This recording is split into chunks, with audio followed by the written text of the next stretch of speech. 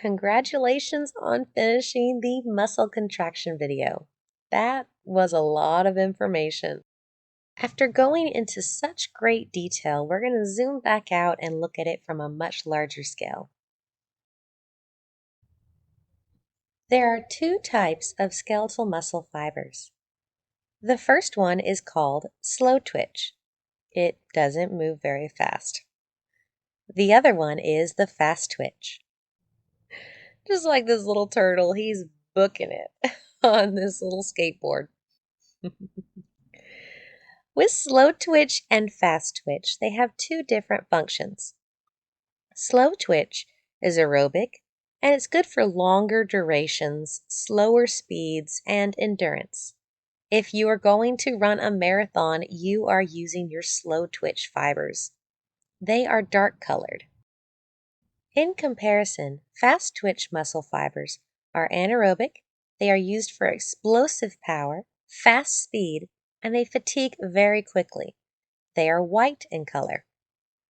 You've seen this difference when it comes to muscles from chickens. There's white meat in the breast, and that meat is there to power the wings. Wings are very fast, they explode, and with a chicken, they can't go for very long flying. But that's the fast speed. A weightlifter who pulls the bar up over his head in one explosive movement. That's fast twitch. The dark meat of the chicken is in the thighs and the legs. Chickens, if you've ever tried to chase one, they can run for a very long time. So that muscle has much greater endurance than the white fast twitch. There are two types of muscle contraction: isometric and isotonic. If we take that word root for iso means equal. Metric is a unit of length, so isometric means equal length. In isometric contractions, the muscle contracts, but it doesn't change its length or its joint angle. This is muscle tension against great resistance.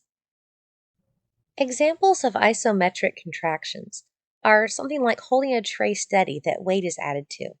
If I hand you a tray and put a 5-pound weight on it, you're able to hold it at a certain angle and height.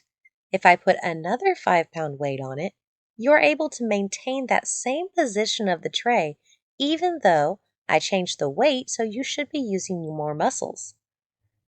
So even though more muscles were contracted, the position of your arm and the joint angle did not change. Isotonic, in comparison, is a force generated by muscles shortening and lengthening. Muscle tension is greater than the resistance. An example of this is going to be you walking or lifting weights or flexing. The muscle itself is both shortening and lengthening in isotonic. Here's a good example of isotonic: lifting a dumbbell in a curl. You shorten your biceps when you curl it in, and you lengthen or allow them to relax while the opposing muscle on the other side, your tricep, is pulling your arm back out.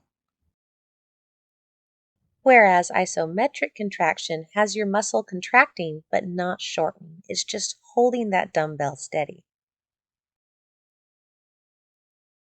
We're using calcium to allow our muscles to contract.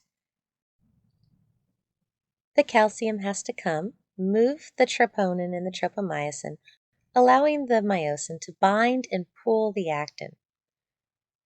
ATP is what comes and binds to the myosin head in order to allow it to redo that stroke, to release the actin, go back into the relaxed position, and pull again. What happens, though, whenever someone dies and the body is no longer producing and providing that ATP? Your myosin forms the bond with the actin, pulls it in, and then no ATP comes to release it. So every single muscle gets locked in that bound position. It's as tight as it can go. That's called rigor mortis. After death, ATP levels go to zero. Your calcium pumps stop, and this leads to sustained contraction of muscles called rigor mortis. It only disappears because enzymes begin to break down your myofibrils. As your body begins to decay, the actin and the myosin proteins are being broken down and they just come apart.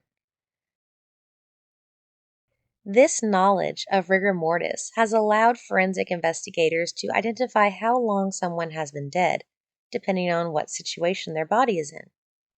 If it is less than 3 hours, the body is probably still going to be warm and there will not be any stiffness. From 3 to 8 hours, the body is warm but it's cooling and that stiffness is starting to develop. At 8 to 24 hours, the body is at ambient temperature and it is stiff. It's after this point that the body will begin to relax as the muscles decompose. The investigators have had to create body farms where they take bodies and they leave them in different environments, out in the sun, in the water, in the cold. Are they buried? Are they above ground? And they look at the different rates of rigor mortis that set in, how long it lasts. So in a cold environment, the decay might be slowed down, whereas in a hot environment, it would be sped up.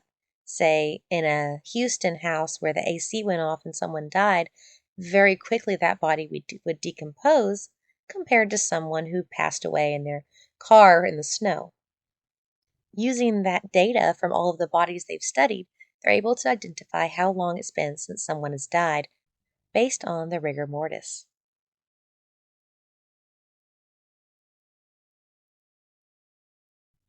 A healthy muscle should respond to a stimuli with a smooth, controlled contraction.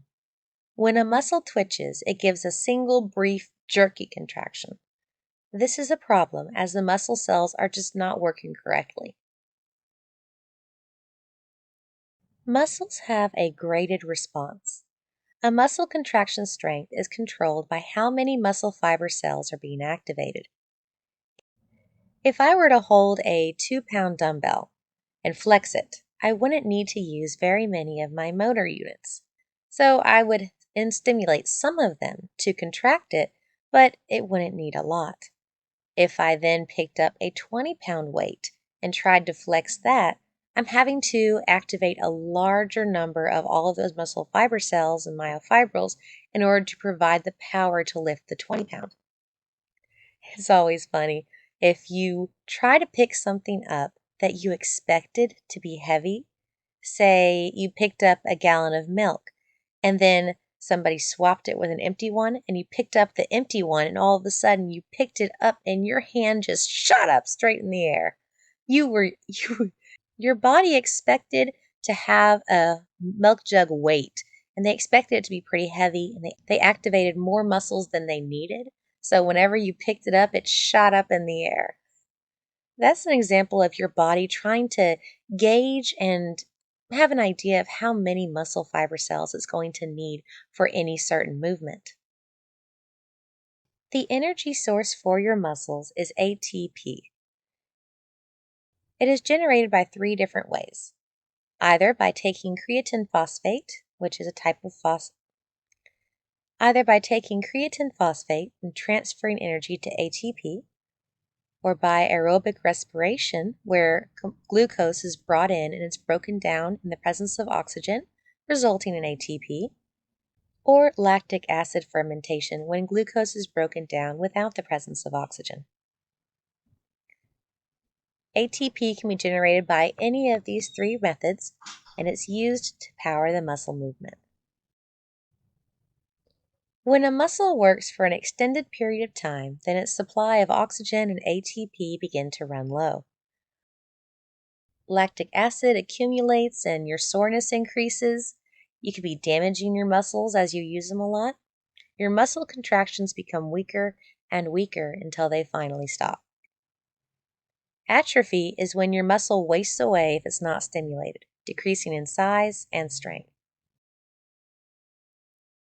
Aerobic exercise is the endurance exercise. It develops stronger, more flexible muscles with greater resistance to fatigue, but there's no increase in your muscle size typically. Through aerobic exercise, you increase your blood supply, your oxygen storage, your mitochondria. You increase the efficiency of your metabolism and your heart function. So you're much healthier after this. So a lot of aerobic exercise is very healthy. Resistance exercise is different.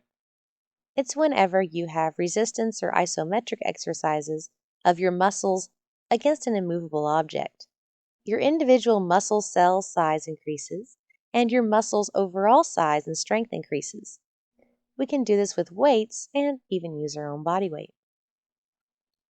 Muscle cramps are sudden or involuntary contractions of muscles caused by long periods of exercise or physical labor, could possibly be medications, dehydration, muscle strain, or specific nerve, kidney, or thyroid disorders.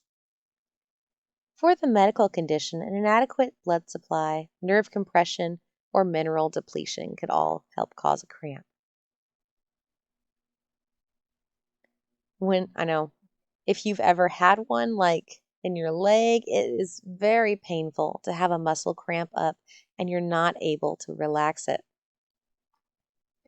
As we get older, our muscles age, and unfortunately, your muscle mass decreases and they become more sinewy as they get older.